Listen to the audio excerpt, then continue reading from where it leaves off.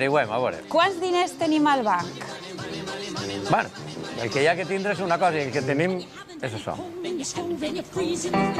En Som de Casa ens encanta totorejar i per això ho hem eixit el carrer per averiguar quants diners tenen el banc els valencians. Acompanyeu-me. Ahora mismo, si saco el teléfono, te puedo decir que mucho menos de lo que quisiera y mucho más de lo que tú esperas. Entre 50 céntimos y 10 dólares, y 10 euros. Sincerament, estic en números vermells. Ahorita cero. 0.0 euros. Algo más de 50.000 euros. Sí, poquito. Ingreso una pensión de viudedad. Todo ese dinero cada mes paso con él. Como me adapto, no tengo problemas. És un colchonet, per si ocorreix alguna incidència o algun imprevist, poder-la cobrir. Poquito.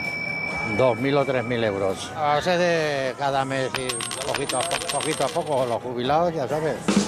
Ui, no ho sé. No ho sé, poquets. Pues no ho sé, això sap la dona. Això ho diu el meu home tot. Jo no ho sé. I creu vostè que els diners criden els diners?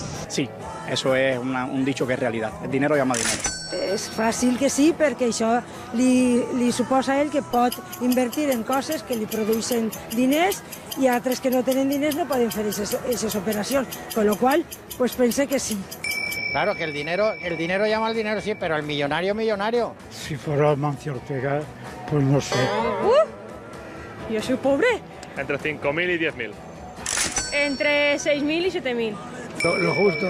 Y si tengo algo, los nietos se lo van llevando.